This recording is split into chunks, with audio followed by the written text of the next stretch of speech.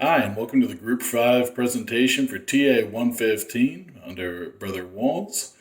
My name's Ian Bear. I'm going to be leading us off here. I'm actually be discussing a couple things with you related to how the audience and the set design are tied intrinsically into the theater. First thing we're going to discuss is the formality, size, and arrangement. And in a moment, it will become very clear why I'm doing this prior to the second portion. But the formality, size, and arrangement of a theater really dictates to an audience what to expect. If you walk into a place like the Fifth Avenue Theater that is exceedingly well built, well maintained, with massive columns and stages and huge set pieces, you're expecting a different show than if you go down the road to, say, in my case, Western Washington Center for the Arts or Bremerton Community Theater, where they have a much more subtle set and you're expected to fill more in with your own imagination. The next thing I'm going to do is discuss three types of stages with you. That would be the proscenium arch, the thrust stage, and the arena stage.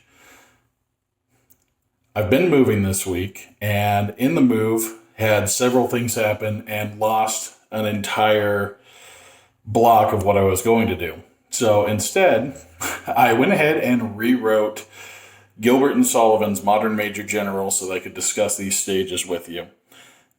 Please forgive me, my voice is a little rusty, but in true Gilbert and Sullivan fashion, if a word had 2 syllables and I could find one that would do with 4 syllables, I went ahead and tried to jam that in there. Thank you so much for your patience. Let's see how this goes. I'm here to discuss the very model of a modern stage proscenium. The audience sits in front so we can be seeing them. We move the sets with ropes, use lifts that are hydraulical from Broadway to Los Angeles. We make the curtains rise and fall. I'm very well acquainted too with where it is the set resides. We fly it in from backstage, both the rear and the sides. Of audience perspective, I'm teeming with a lot of views. Everything is big enough for the back to peruse. I'm very good for musicals and artworks terpsichorean, vaudevilles and dramas, even chants Gregorian. In short matters, audience, directorial and practicum, that is the very model of a modern stage proscenium.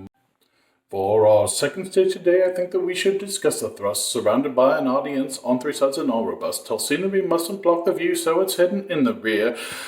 If they can see us, then the audience may just all disappear. I can tell the stagehands running around all dressed in black, responsible for moving sets on stage and then moving them back. Everything is more intimate and has to use more subtlety. Anywhere you want to go, the audience can clearly see. When the audience is this close, the actors must be on their toes. Surrounded by a crowd, their actions smooth and words verbose. In short matters, audience, directorial and practical, the thrust stage has been described with 12 lines, all syntaxical.